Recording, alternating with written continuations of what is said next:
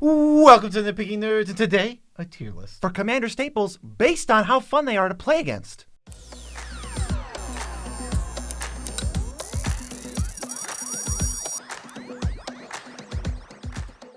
I am your host, Joe Cherries. I'm your host, Beezy, and that makes us the Nitpicking Nerds. Happy birthday to everyone whose birthday is today. Had to do an extra loud birthday message. If you want to support birthdays and the Nitpicking Nerds and my cat, you can go to patreon.com and check out the link. Yes, that's the best way to support us directly. If you want to support us indirectly, you can do that through a couple of links. TCG Player affiliate link in the description below. Click that link, go to the website, buy the magic cards you were going to buy anyway.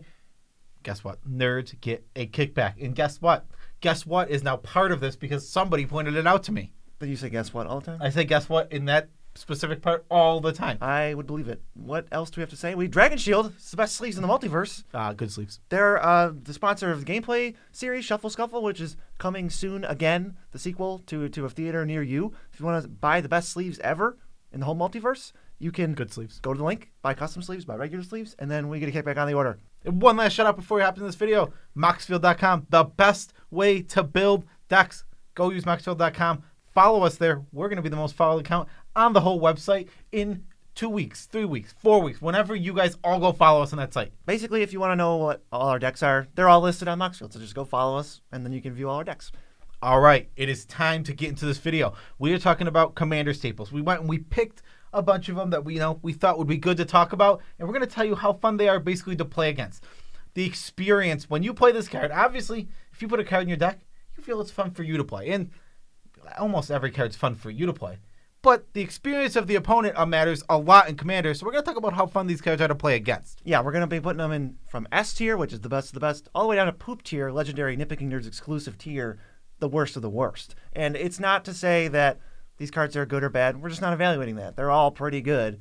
We're not ranking them based on power at all. And I will say, before we even get into this, me personally, I care almost 0% what my opponents are playing. I will literally play against everything, but some things are more fun to play against than others. So even if I give something a poop tier, I will happily play against it. It doesn't really bother me, but it is less fun than something else. Yeah, exactly. And I am more on the field of like sometimes cards I don't want to be playing against. It's a lot to do with the Rule Zero talk, and obviously a lot of these cards make it out of decks when you end up doing the Rule Zero talk. The ones that we're going to put in poop tier, people Rule Zero them out all the time. So we got to do our magical Shrinky Dinky. Do you know how to do this? I do remember. It's okay. All right, we're small. We're in the corner. And my computer's in front of me. All right, so it's time to do the tier list. The very first card. I think this has gone up in the percentage of decks it's in now. It is now an 82% of all decks that EDH rec for the sites they check. Soul Ring, the stapliest staple you've ever seen staple in Commander. Yeah, some of these are going to be placeholders, and this can easily represent Mana Crypt too. Like, I'm not going to make a whole separate thing for Mana Crypt on here. It's Soul Ring, it's Mana Crypt, it's all of those. Any individual one of them. How fun are they to play against? On turn 10? Pretty equal to anything else they could play, even though it is one of the better things they could play for Mana Ramp on turn 10 still. Turn 1? Rather, it just didn't exist. So yeah, like you said, this is essentially a placeholder for fast mana. Fast mana is an artifact ramp, some kind that comes down and is net positive on mana the first turn it's out. Your Soul Rings, Mana Crypts, Chrome Moxes, there's a ton of these. I think straight up, this might be some of the least fun cards in all of Commander. They ruin more games of anything of Commander because if you're the only one with fast mana, and with Soul Ring specifically, that is true a ton of the time. If you're the only one with fast mana, you're winning that game, or at least putting yourself in a dominating position. I think this is poop tier to play against. I think I've gotten to the point where I have just, if my decks don't play any fast mana, I'm not playing Soul Ring. Because Soul Ring is fast mana. Because Soul Ring is fast mana. And that's become a philosophy of my own deck building. I don't put Soul Ring in my deck unless I am okay with having other fast mana. Yeah, if you say I don't play fast mana and Soul Ring's in your deck, you're wrong. You're lying. You're not correct. But so I will toss it into poop tier. And okay, since this is the only chance we have to talk about fast mana, totally separate nitpick regarding fast mana. Can we stop, like, the whole entire community? Can we just stop talking about ways to win on turn 1 in Commander? Like, when Neon Dynasty comes out, there's going to be some ninja that says, hey, when you can pay a bunch of mana and then do this great ability, and we go, oh man, if I can make infinite mana, I can do the ability infinite times. Here you go, guys. Turn 1, infinite combo with the new ninja. And it's like, what is the combo? It's actually Mox Diamond, Soul Ring, Mana Crypt, Basalt Monolith, and then, Rings of Brightheart. It's like, wow. It's just fast mana. It's all just fast mana. Yeah, exactly. Fast mana. So obviously, stupid. we know you can win on turn 1 with fast mana. Show me a win on turn 1 without fast mana, and then I will be interested in it. What's That's next? something unique. What's next? All right. Another card that you'll see all the time. Every creature deck basically has it. It's Skull Clamp. You draw 2 cards when the equipped creature dies. It's easier than pie to get this thing going. Sometimes it even kills the creature for you. I don't think this is the least fun card to play against. I think I would put it somewhere around a C tier. And now my reasoning is, yeah, I don't like seeing it. And yeah, it's stupid good and overpowered. But at least it's they're drawing cards and they can be, doing, like, I've seen a Darien deck play this. Like a janky Darien deck play this. Where it's like, okay, yeah, he's powering up his jank strategy with this thing. But it's like, the one thing I hate is this is a broken design. One of the worst design cards in Magic's history. Admittedly by everyone. And it's rightfully banned in every single format except Commander, where we have to see it all the time. We just kind of have to deal with it. I more look at it as like, ooh, all right, Skull Clamp, that's a threat. It doesn't really matter when it comes down. It's kind of equally a threat. Maybe it's more of a threat in the later game, but at that point, I'm way more lenient to my opponent drawing threats because, like, it's turn 9.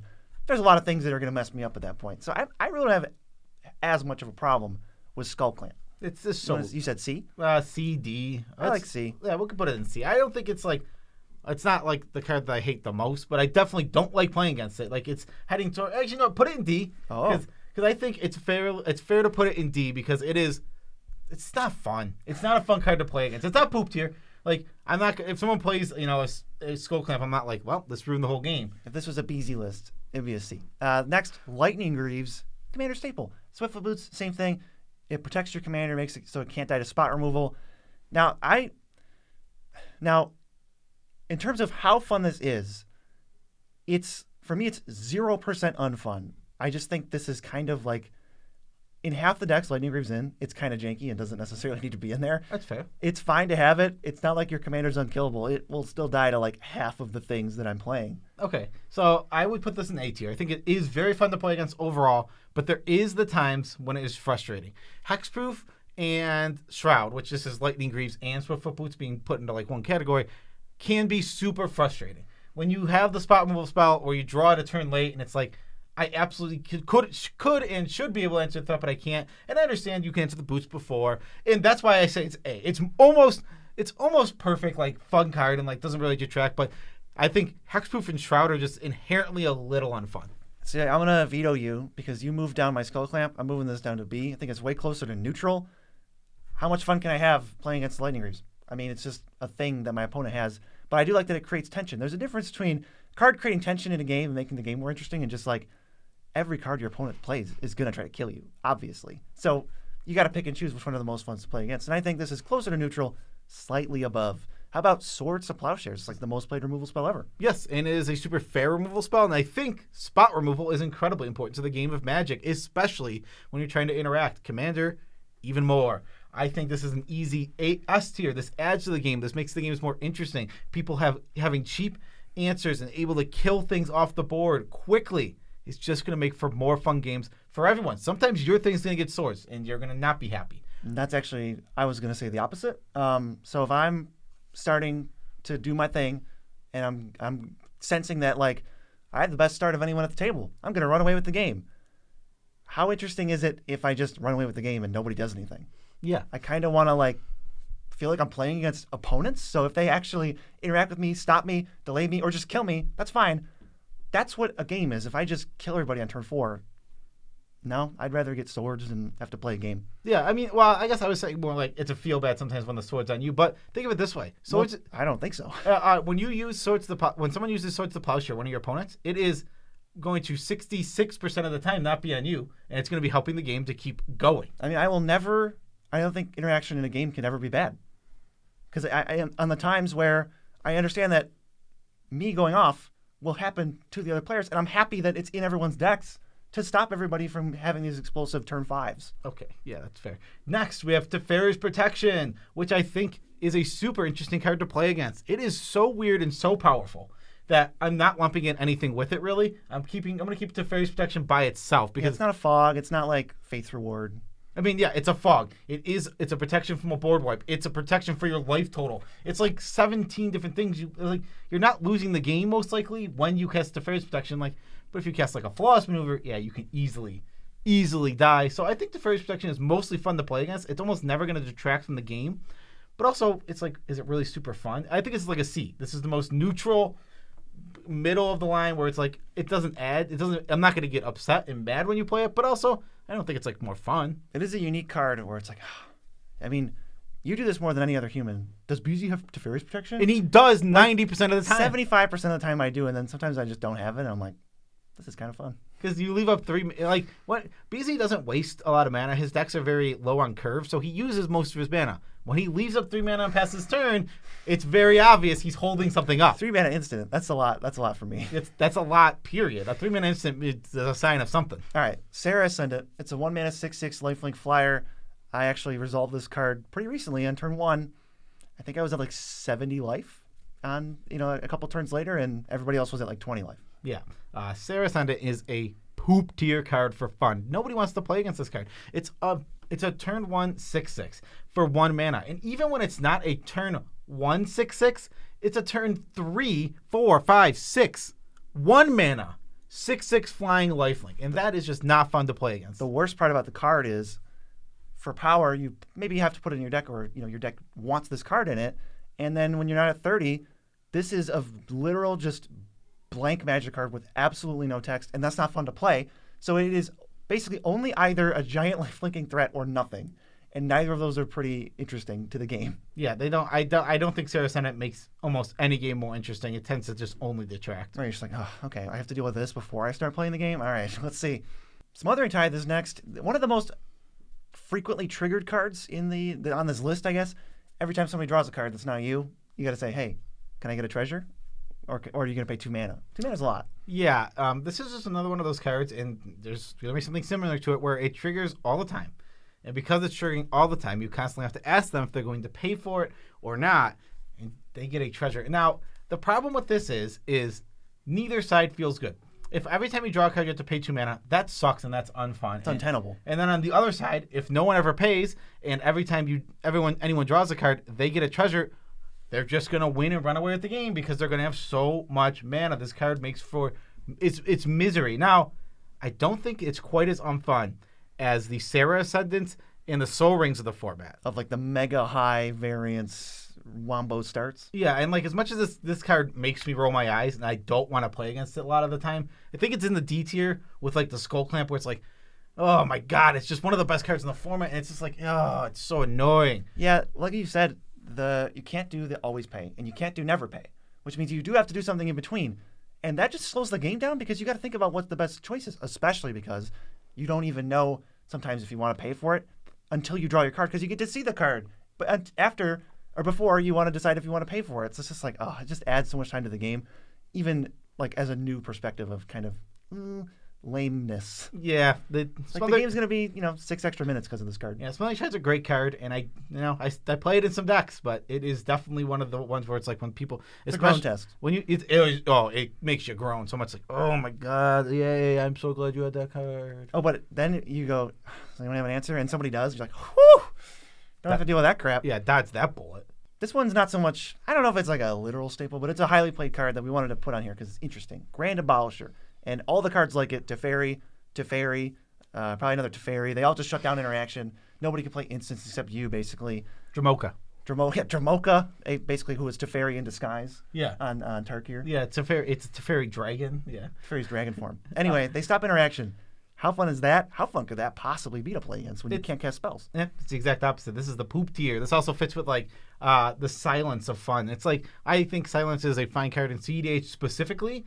But if like you're doing that in other formats and just stopping people from, if you're doing that in not other formats, in Commander but not CDH, it's going to be miserable because you know what it means? It means you're going off and you're winning the game, but nobody can even touch you. Sometimes it's like you're not going off, and then it's just like, why are you playing this card? Why did you just make it so I can't cast spells on my turn? What the heck? Yeah, exactly. It doesn't go with your game plan. Yeah, I think this is one of the most miserable effects and most unfun effects in all of Commander. It is so butts to play against. If tension is good, this removes all of it. It's exactly. If this is on the field and they pass you the turn and you have a combo, you win. You just win. It's happening. Nothing is going to stop you. And sometimes on your turn, it's like, hey, got a counterspell?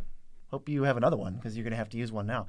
So Recruiter the Guard, Imperial Recruiter, Spellseeker, the Creature ETB tutors, kind of like the upper tier best ones. That's what we're looking at next. And I love these cards. They're so fair and really good. I love that we chose the same word. Fair is the perfect word for these cards.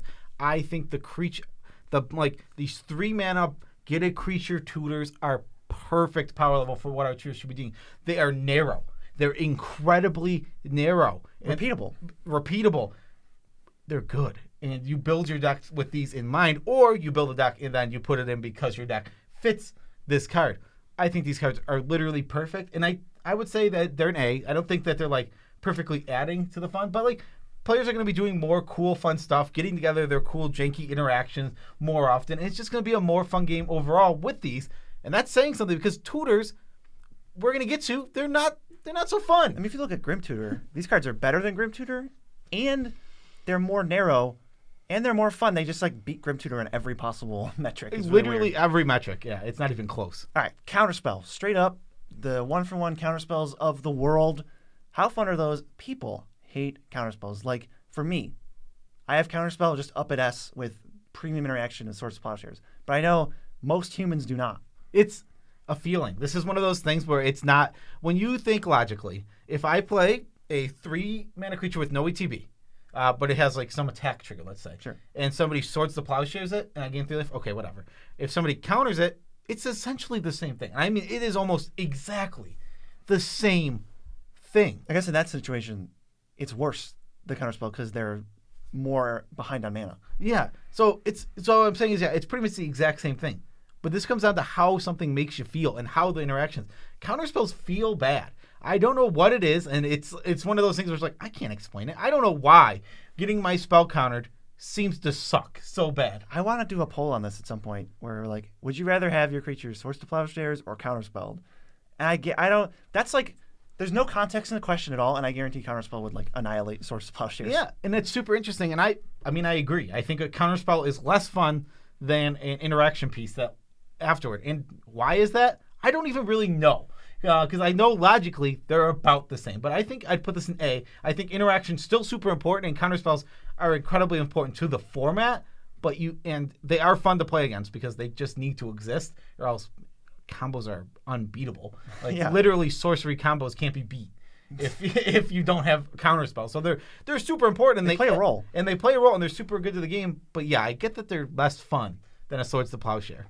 All right, one of the boogeymen of the format. I remember when this was called to be banned like a bunch of times. Cyclonic Rift. You bounce everything you don't control, or in an emergency, you just bounce one thing, you straight up disperse. So this is interesting. This card is not the most powerful. It's good, don't get me wrong. Really good. It is really good at Commander, and is really frustrating to play against. But it is one of the least fun things in the whole form. Like, when somebody passes with 7 mana up and they're in blue, you groan. Because it's like, what am I going to do? Here comes my turn. I have to do something. If I extend on the board, it's going to be worse for me. But I have to, because I have to play the game. And it's like, oh, it happens, and I could do nothing about it ever. And it's so frustrating. I think it doesn't actually feel that bad if you can, like, you recognize, all right, it's Rift. But now you go, well, the only thing I can do is force them to play it. And if they do, I'm at least the first person to rebuild out of every one of my opponents. So that's good. Yeah, that's like at least a positive. You can get some advantage out of that. It still sucks because you're still, I mean, if you're like a green deck, you're at the mercy of it. You can't stop it. It's just happening. There's no Rapid Vigor or Heroic Intervention that's going to save you. Yeah, but even like you're saying, you said, I mean, Heroic Intervention doesn't even save you. That's what I said. There's no Rapid Vigor or Heroic Intervention that could save you. There's no version of that card. Okay. Doesn't exist. Yeah, I understand what you're saying. But even then, like you were saying, there is some situation where you can force them to use it. Most of the time you can't. Sometimes you can't. Yeah, exactly. And I would say actually a vast majority of the time you can know they have it and you cannot force them to use it. But also in that situation, why'd they hold it up? It sounds like they don't need to cast it. Well, maybe they just want to get the board clear. I mean, also if they have a good board and they don't need to advance their board state, clearing your board could just be better than advancing their board state on that turn, which is insane. That's why this card is so good in this format. You do have also the hidden sorcery mode of my creatures are unblockable, kill you, which is rarer. It doesn't happen as much. Yeah, usually you just get like the defensive stop attacking me. Yeah. Do it again. What would you say? Where do you think this is for fun? I think it's probably like a D. It's below neutral for me, for sure. Yeah, I'm close to poop tier in the cards, but I can see it being D, where it's not quite as bad as them. But yeah, those other three are so miserable. Like maybe it's not as bad as them, but it is a miserable card to play against. It's kind of groany. I hate Like what type of Smothering Tide, but not like, the game is potentially over/ruined. Sure, that's fair. All right, heuristic study. The brother of Smothering Tide. Do you pay the one? Do you pay the one? Do you pay the one? Do you pay the one? People cast more spells than draw cards most of the time, so this is going to trigger even more times, and the outcome is potentially worse. Yeah. Depends.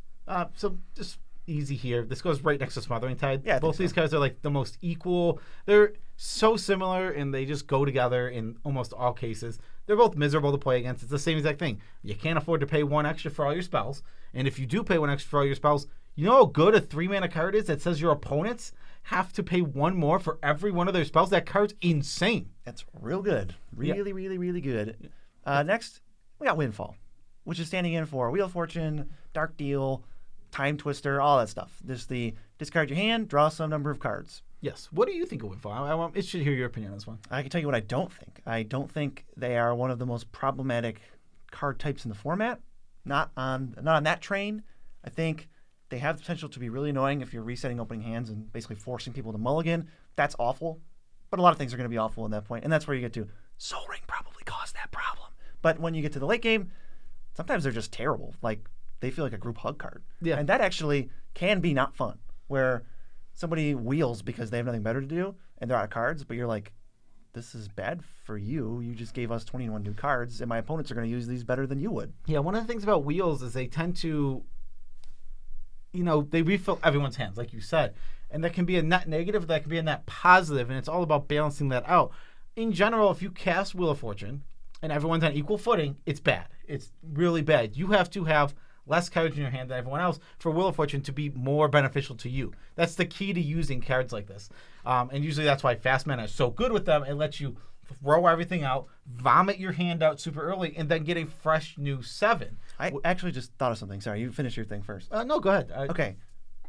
Something just clicked in my head, and I just, this went so far down in my power rankings because I just was thinking either casting the wheel is good for them, in which case that is really bad for you because they're just going to start chaining wheels or casting on turn 2 or win the game with some draw trigger. So that's terrible for you. Or casting the wheel is bad for them, and then it just turns into some weird group hug / Kingmaker card that I would never want to play against in a million years. Yeah. I don't like either of those. I mean, I think it's more fun than like Cyclonic Rift, and it's still in D tier. It might be a C. It's kind of neutral. I mean, it's bottom of C. I mean, the aggressive, the Nekusar wheel is I would rather have the Nekusar wheel where I'm just gonna die than the group hug wheel. Just like turn 7.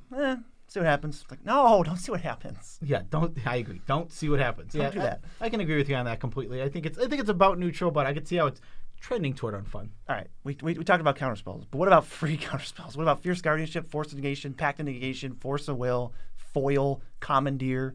I think, and I understand that, like, again, these are important, especially for really high power EDH where you need to constantly be doing stuff and also leaving up interaction. These cards are important to the format, and obviously they should be in the format, but they feel so bad to play against sometimes.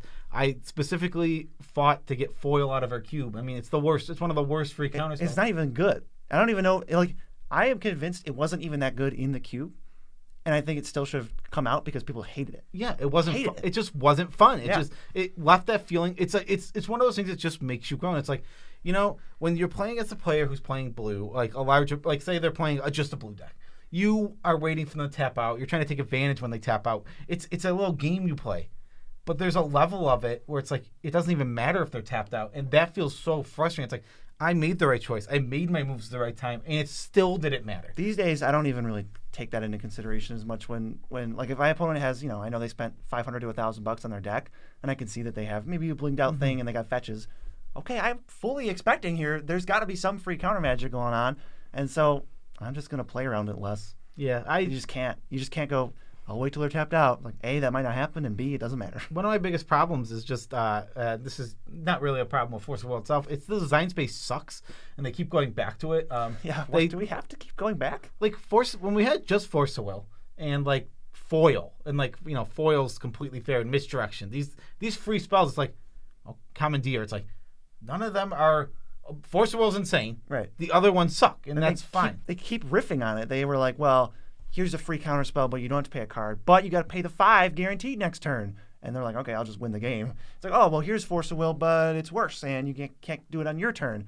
And it's like, I'm still going to play it. Here's one if you have your commander. It's like, I'm still going to play it. Yeah, and there's just so many of them now, and I'm so sick of it. I think the design pace sucks. Never go back to it again. Yeah, no more free counter spells. Leave it alone. Where is it going? I mean, it's below. It's still, what are we, like, all that for a C? I don't know. I'm in D. D? Wow. All right. I think they do make for a more negative experience if you're not playing higher power. I think there's a lot of groan. The groaning is like it's the groan test where it's like if you see this card and if a card makes you groan when it's used on you, then yeah, I think it deserves a D. Okay.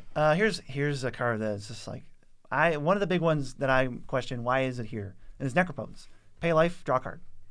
That's what it says. I mean, the card draw is delayed, but once Necropotence hits, you cannot stop the controller from drawing as many cards as they want. If they're playing a higher power deck, it's going to be like 10 plus. If they're playing a lower power deck, they refill up to 7 every turn, and that card doesn't exist in the format. This is the only card that even does that fair version. Yeah, this card's completely insane. I mean, in the fair decks, like that BZ's talking about, you mitigate it with some life gain, and all of a sudden your deck's unbeatable. It's like, I refill the 7 every single turn, and then I play Gary, and it's like, well, screw you guys. And guess what? Gary literally just gains you 15 with Necropotence out, because that's stupid. I wonder if he's going to be on here. I wonder if you picked the worst card to mention there as an anecdote. So where did put Necropotence? To me, it might transcend even some of these other ones and just be like, I'm not mad at the person who played it, but I am kind of rolling my eyes and going, okay, this game is tough to win now. I'm down. I feel like it's in the D tier. It fits. I think for me, visually looking here, it's Skull Clamp, Smothering Tithe, Ristic Study fits right in just that category of like absurdly good, like top 0.1% of the format cards, but not completely miserable. Not the worst thing to play against, but still not what I want to see. All right, next, it's Board Wipes. Damnation, Wrath of God, Austere Command, Toxic Deluge, Blasphemous Act, not Cyclonic Rift because that was its own thing. I think Board Wipes play a huge role. It's a big way for a lot of colors to get card advantage, board advantage. A lot of the good ones that we play are one-sided, so it just helps you clear the way for attackers and do mostly fair things. I have heard a lot of people hate these. Hate board wipes, and sometimes they like, you have a 10 board wipe deck. I'm never playing against that. That's not fun at all. And it's like, that's interesting because I've played the Pauper Commander. I've played the formats that don't have board wipes. I think they're terrible. They're rough. So I think that this is an easy S. I think board wipes are crucial to the 8 and lower power levels of Commander. They make the games so much better. Sometimes there's no other way to stop somebody than a board wipe. And a board wipe can send the person from first place to last place. These are necessary, needed, an absolute, just perfect. They're made for this format, and they're perfect for the format, and they will continue to just... I see, like, we talk about no more free counter spells. Keep giving me different design board wipes. Give me new one every set. I love it. And, like, some of them will make the way in the command. It's like we see some terrible ones. Like there's End Hostilities. Like, and that says, we see End Hostilities. That's never making it into deck. But then we get in the next set we get Vanquish, not literally the next set, but in another set we get Vanquish to Horde or by invitation only. We get all these cool ones. It's so nice. I think board wipes. I love having this huge variety of different ones that we can use. Commander, S tier. So my opinion is that, plus the tiny asterisk that says too many board wipes is bad, because then you play 2-hour games. Yeah, okay. If there's literally, if one player is playing a 10 board wipe thing, it'd be fine. I think the only way to get to the game where board wipes are unfun is if somebody built their deck wrong. Like, hey, you just have too many board wipes. You don't need that many. You're making some weird decision based on something that isn't trying to win with these board wipes. Yeah, like I can even see, like I was saying, like I can see the one like deck with 10 in it, and then like normal decks at the table might be fun and still fine. But if like every deck's playing 10 board wipes, yeah, that's not gonna be fun. Well, think about the all counterspells deck. One counterspell is totally fine, healthy for the game, but if someone's just playing all counterspells for like no conceivable reason, that is annoying and frustrating. And it's the same thing with board wipes. Yeah, that's completely fair. Next, Demonic Tutor, Vampiric Tutor, Grim Tutor, all of this straight up. Just find a card right now with almost no downside cards. They're some of the best things you can do in the format. Yeah, they're really, really good. And I think the better they are, the poopier tier they are.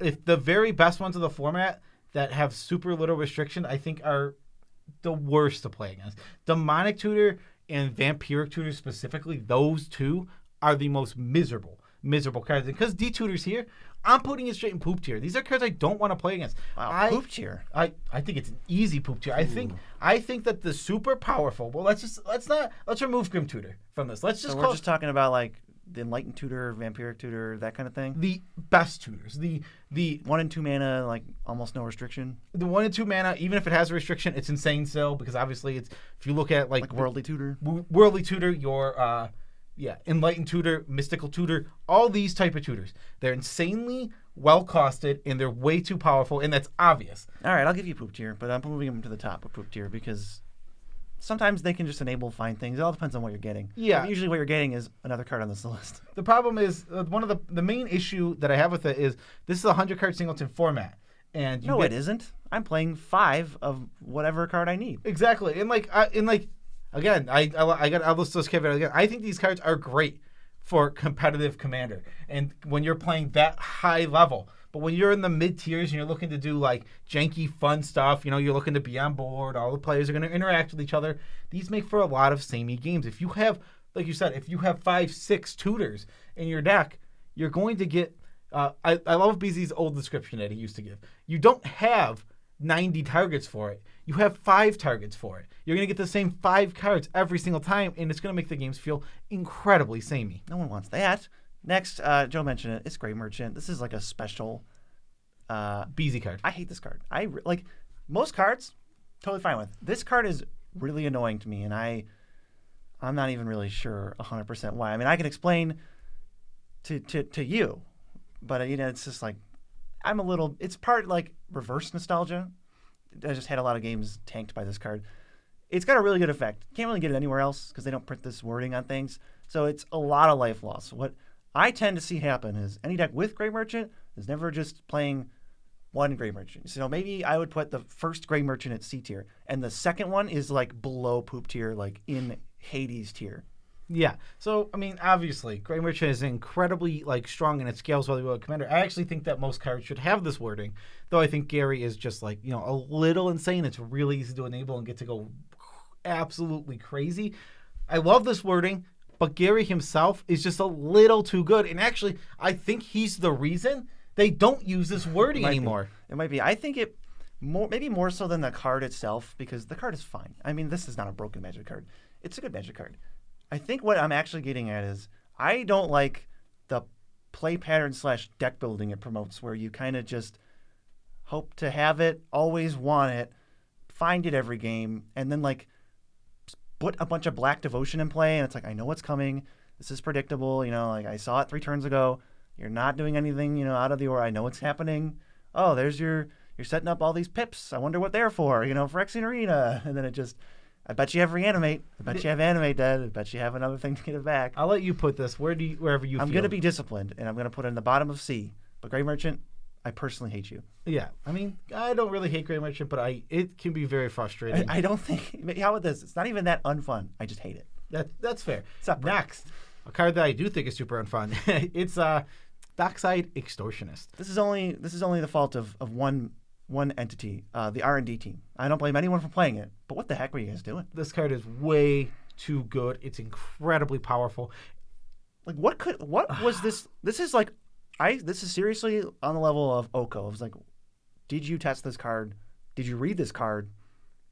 What was this card supposed to do? Because it is only busted. It feels like this is a weird one. I get what the other cards on this list are supposed to do. It is. This was designed for Commander. For the Commander format. Only. And it just feels like it is the biggest miss and just makes no sense whatsoever card I've seen. It's just do you play Commander? Because if you do, you know how many artifacts or enchantments are on the battlefield at any given time. I just don't think any part of this design works. I don't think a creature that gives you more than 2 treasures that cost 2 mana when it enters is even worth printing because obviously that just already goes infinite. If it just said make 3 treasures, it goes infinite with everything. What is it adding to the format? What is it taking away? Oh, a lot of fun, I think. I hate this design. I think this is a real bad one. Yeah, literally, you're right. A creature, a 2-mana creature that makes 3 treasures. Like, why are we making that? That's already insane. Why does that That's need not what to this card exist? does. This card's way better than that. Why does that need to exist at all? That design space seems terrible. Because it is. It But is yeah, terrible. that just makes this card super unfun. If this was worse designed, this would be in poop tier. And then for fun, maybe it's just D. I don't know. If you want to put it in poop, I'm not. I'm bottom of D. So Bottom of D, okay. I think that the bottom of D tier is a good place for it. It is trending toward poop tier, and when it's used in the abusable ways in decks, it is super not fun to play against. But it's not always used that way. Sometimes they just play and they get 4, and you're like, oh, that's pretty good. Yeah, and it's still frustrating. It's still the same frustrating feeling as those other. It's again that same category of card. You can see it right next to you there. Necropotent Skull Clamp, Smothering Tide, Heuristic Study. The gang's all here. Dark Side Assertions. These are the cards that just are absolutely miserable. Holy crap! Every color is represented there except for what is it? Green. Green doesn't have one of those stupid cards. Maybe we haven't gotten to green yet. That's probably why. That's fair. Yeah. So next is Gamble. This is a tuner with almost no drawback on it, but there's a tiny little tweak. You discard a card at random, and that makes this card actually pretty fun. I like resolving Gamble, even if it's not me. I couldn't agree with you anymore. Exactly. This is the kind of thing that makes tutoring interesting. You can't 100% rely on this. This isn't 100% going to do anything you want it to do. Sometimes this is entomb. Yeah, exactly. It can be absolutely awful for you. Now, it's good. Let's just say on average you cast it with 5 cards in hand.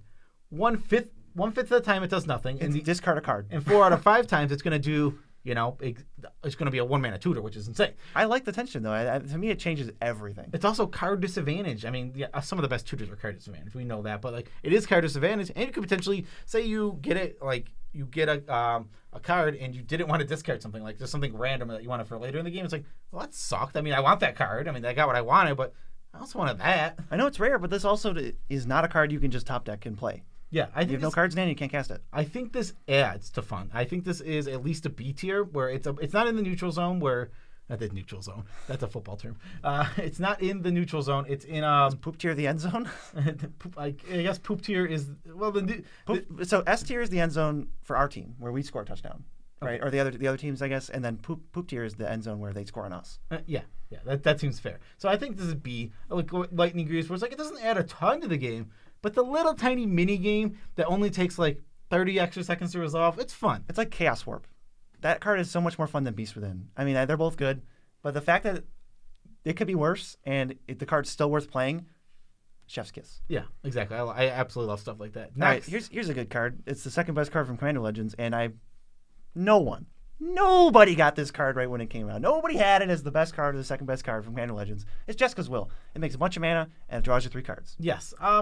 This card is good, but I can honestly say, based on most of the time seeing it, I haven't had any issues with it. I've just felt like this card is good. Just really good. It's powerful. It's bad if you don't have your commander. It's but it's balanced. This card feels so it's pushed. It's strong. Oh, it is so strong. But it doesn't feel broken. And that is such a hard line to do when designing Magic cards. And this hit the nail on the head. You did it perfectly. Literally right where I think this is a perfect design for Commander. Now, for adding fun, I think it's only a B. I think it's a C. I think it's a neutral card. Sure. It's not more fun to play against or less fun, but I think the design is perfect. And I think there is something to be said for one of the best cards in the format not taking away from any fun. That is something to be said, and that is a huge plus for Jessica's Will. Everybody gets 1. But if you cast Jessica's Will a second time, I am now targeting you, and that is exponentially less fun than the first one. Because then it's how many times are we going to do this? I did it. Once is fine, but you did it twice. I was just oh, I don't even want to play. What game was I did? I did do it twice. Eternal Witness did twice or something, and Balgate Recovery. Yeah, I did do something like that. It's they changed into itself, and it goes infinite with some things. All right, we're on to green cards now. Beast Whisperer. All these effects. Guardian Project, Great Henge. Whenever you do something, you know what? We'll lump Enchantresses in. Whenever you do a thing in green, you draw a card. I like these cards. They're super fun. Yeah, I don't. Well, see, I think they're fine. I think these are one of those cards where it's does it add to the game and make it better overall? I think so. And I think one of the answers is it's really close. I think it's a BC. Ties deck building together and it pays off strategies in a snowbally way. I agree. I was going to say, I think it's a B. I think I love that these are on-board ways to draw cards that are easily interactable and they're good, but not too good.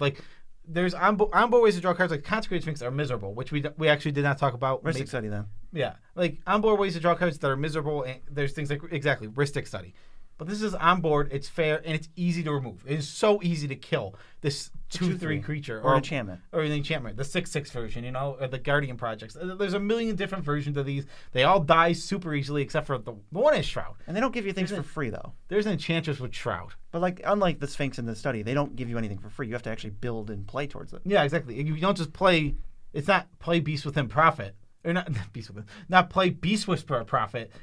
But it is play Ristic Study Profit. Mm-hmm. It's like that's a huge difference. Yeah, I think they're definitely positive. Hey, Beast Within, that's the next card. I wonder if it's why you said Beast Within accidentally. Yeah, it is. Now Beast Within is here for all cards that destroy an opponent's thing. Beast Within, Generous Gift, Swan Song, Resculpt. I'll throw Chaos Warp in here. Chaos Warp. There's more I wanted to mention. Assassin's Trophy and Path to Exile. Yeah. All of these cards, I think, are just straight up S tier. We already talked about it. I would even put them above Swords to Plowshares here. Everything we just said about Swords to Plowshares, but there's tension and they exchange resources, even if it doesn't matter that much. Yeah, exactly. I mean, even Swords technically does give you that one is nothing. Something, but that's almost nothing. But yeah, the land, the 3/3, all of these little things make, and like removal is so integral to this format. And one of the things that makes it so fun, the ones that give your opponent stuff. Well, they're some of the best in the whole format. Assassin's Trophy is literally a CEDH staple. That card is amazing. Absolutely a great card. And they're some of the best. I think that they just add to the game. I mean, I would put almost all removal, like spot removal, up in this S tier, but the ones that give your opponent stuff, even better. Even better. Who saw that coming? Who saw Beast Within as the top card in this list? Birds of Paradise is standing in for every mana dork, Deathrite Shaman, Llanowar Elves, Avacyn's Pilgrim, all that stuff. I think they're some of the reason that green is best at ramping. People always like to cite rampant growth and Skystroke Lane, but it's like, have you checked out Wild Growth and Llanowar Elves? Because those cards are stupidly good. Yeah, Birds of Paradise is super strong, and I absolutely think it's another one of those cards where this has been around since the beginning of Magic. OG. And I think it is still just one of the most fair things. Now, is it great? Yeah. Birds of Paradise is always going to be one of the best ways to ramp in the whole entire format. That's never not going to be true. But that being said, it's super fair. It doesn't detract from fun. This is exactly what you want from a card. You want a card that is both strong and does not detract from fun at all. It's right there with Jessica's Will. There's literally, and I feel like everything I said about Jessica's Will, put it back on Birds. Lastly, there's one more, and I think I'm going to do a bonus one after this, but maybe just as a joke. But Tooth and Nail is what we're talking about. This kind of, you know what? I was going to put Expropriate as a joke, but I remember now that I had it lumped in with Tooth and Nail as I win the game for a ton of mana cards, like Torment of Hailfire is on here. Rise of Dark Realms could be on here. Those type of things. That's what I was doing. Yeah, these cards feel really bad. And I don't want to get super into it because I think there's another video here. There is. All about these kind of effects and how they make people feel. I don't think these are fun. I think they very much detract from the game when you just cast a card and just win, and it can be super frustrating. Now, are they the worst things in the format? No, I think that the other ones are worse.